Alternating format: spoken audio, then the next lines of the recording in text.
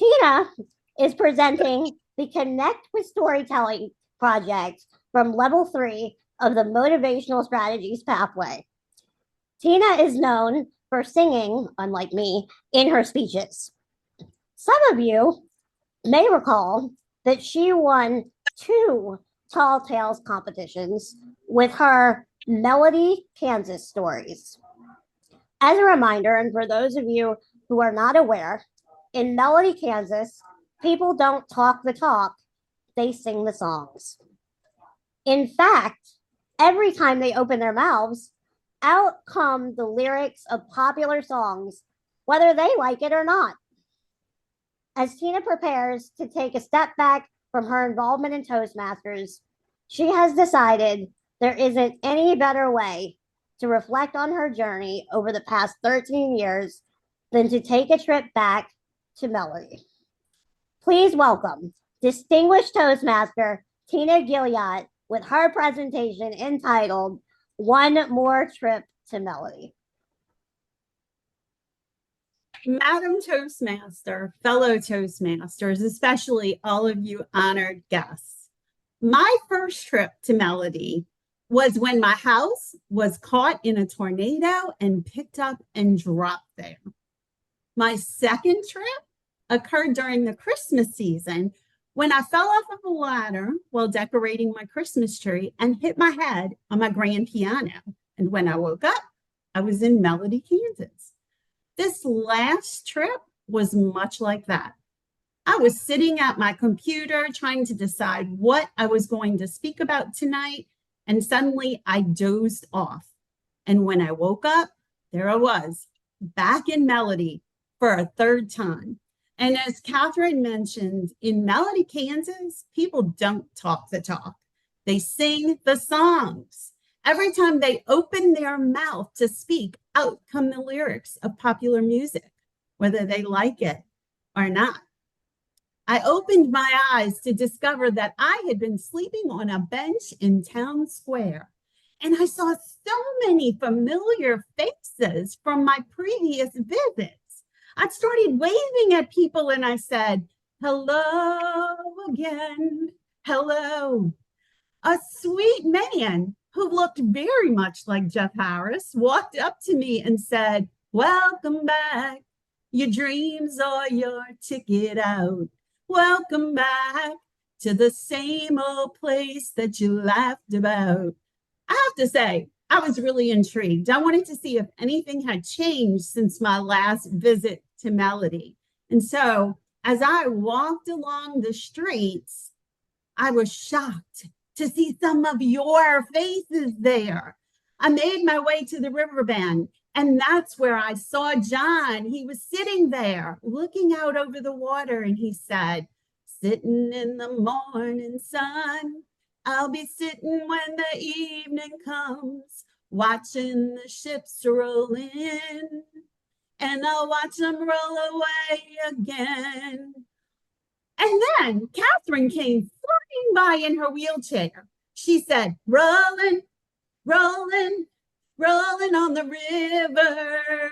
Do do do do do do do do do do do do do.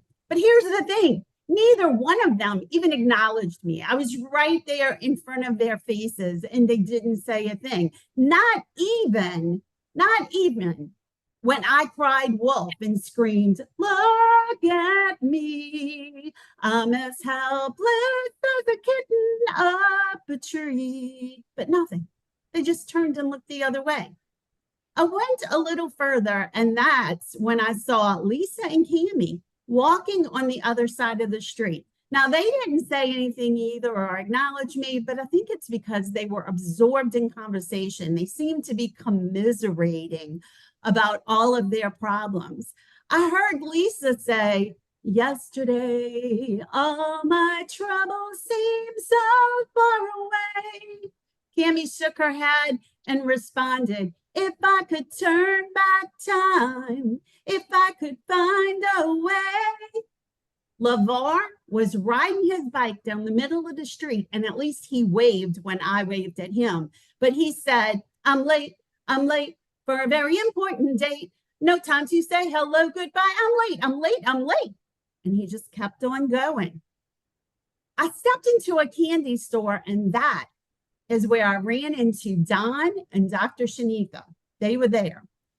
And it was clear to me that they both wanted candy. Don said, lollipop, lollipop, oh, lolly, lollipop, lollipop, lollipop, oh, lolly, lollipop. But poor Dr. Shanitha, she couldn't make up her mind. But she definitely wanted something because I heard her say to Don, I want candy. I want candy. AJ was there too, y'all. When I came out of the candy store, he had been pulled over and was on the side of the road talking to a policeman. I heard him say, I'm driving in my car. And the policeman actually let him off with a warning. Slow down, you're moving too fast. You got to make the morning last. I was running to get to AJ when he quickly drove away, and I heard, on the road again.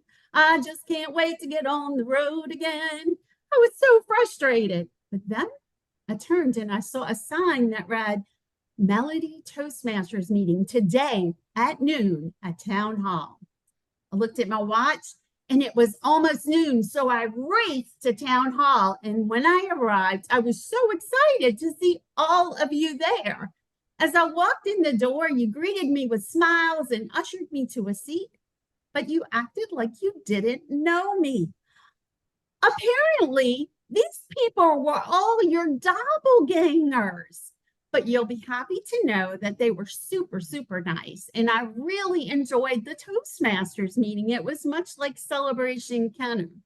As I left the meeting, I turned to them and said, I've had the time of my life, and I owe it all to you. Afterward, I left, but then I thought, I'm in the same predicament I'm always in when I end up in Melody. How do I get back home? Now, if you remember my previous stories, you probably remember that Town Square seemed to be the place to go. And so that's where I headed. The first time I had to get home from Melody, Kansas, I actually wished on the stars on the American flag there. And when I wished on the stars, poof, like that, I was back at home. The second trip, remember, it was Christmas time. And for that trip, I hitched a ride with Santa in his sleigh, and I ended up back home.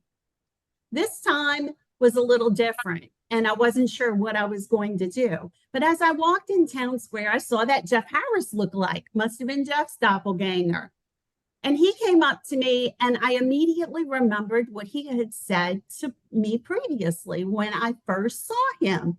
Your dreams are your ticket out. And I said, that's it. All I have to do is go back to sleep and I'll wake up at home in Miro. As I sat on that bench waiting to return to my dreams, I was just so happy with how everything had gone. It had been a splendiferous day. It was just so touching. It occurred to me as I reflected on my time in Melody and also my 13 years in Toastmasters that no matter where I go, Toastmasters is always a safe place to be. Toastmasters is my home away from home. And Toastmasters is where I meet wonderful people like all of you. And so as I drifted off to sleep, I said to myself, I'm so glad we had this time together just to have a laugh or sing a song. Seems we just get started, and before you know it, comes the time we have to say so long. Madam Toastmaster? Yay. Thank you, Tina. That was so good.